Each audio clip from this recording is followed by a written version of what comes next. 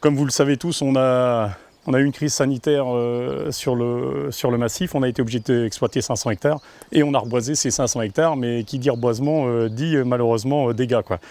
Donc il y a eu un guide qui a été établi par la fédération, le CNPF et beaucoup d'autres intervenants. Et on a cette fiche de plantation essence mélangée là et on va faire un inventaire au moins pour que vous vous rendiez compte du type de dégâts qu'on peut avoir et du pourcentage de dégâts qu'on peut avoir. Parce que nous, on doit assurer la pérennité de la forêt, produire du bois d'œuvre, qu'il soit feuillu ou résineux. Et ça, c'est l'objectif principal du propriétaire et l'objectif du plan simple de gestion. Donc là, on n'a pas le droit à l'erreur et je suis satisfait que vous soyez là aujourd'hui et comme ça, on va pouvoir procéder à ce comptage. Là, ici, on est sur une parcelle de 30 hectares, donc ça veut dire supérieur à 12 hectares, le maximum de notre tableau. Et on est à 1600 plans hectares, supérieur à 900, ce qui ressort sur notre tableau, donc on va inventorier une ligne sur 20. Généralement, on ne prend jamais la première ligne parce que la première ligne, les animaux l'empruntent. Facile d'accès, hein, ils sont comme nous, hein, c'est beaucoup plus facile. Et là, malheureusement, on a souvent plus de dégâts sur la première ligne. Alors, on va procéder au comptage.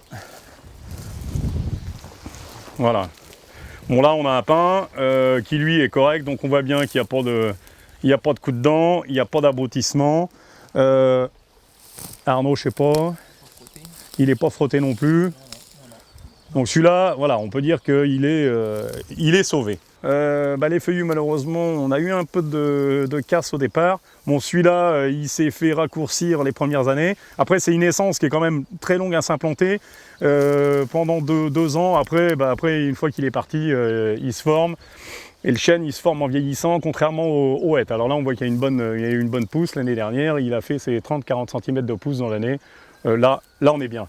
À côté, malheureusement, là, on a un petit bonsaï. Alors lui, il s'est fait raccourcir pendant 3-4 années. Celui-là, on ne fera jamais rien avec ça, quoi.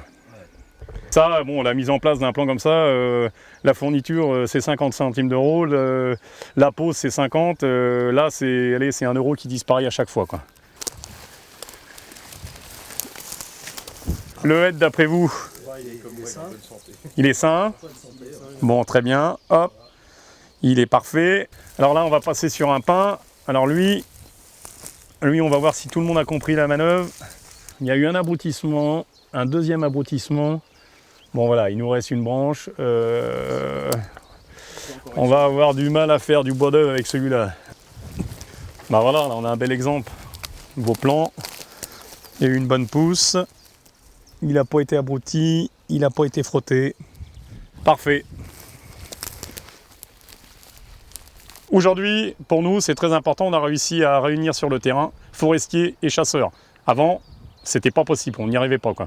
Aujourd'hui, là, on a réuni les deux mondes, tout le monde a compté ensemble et aujourd'hui, le chasseur s'aperçoit que oui, il peut y avoir des déséquilibres à cause du gibier, quoi.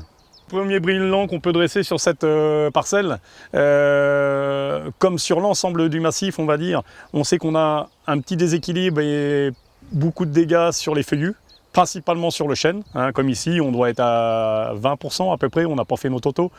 Les pins, moins de 20%, je dirais plutôt entre 15 et 20, donc là, satisfaisant, et l'épicéa de Sitka et le hêtre, on est à moins de 10% de dégâts, donc dans l'ensemble, ça va. Globalement, si on prend le guide de l'équilibre forêt-gibier, on est dans le vert. On est dans le vert, donc ça va bien.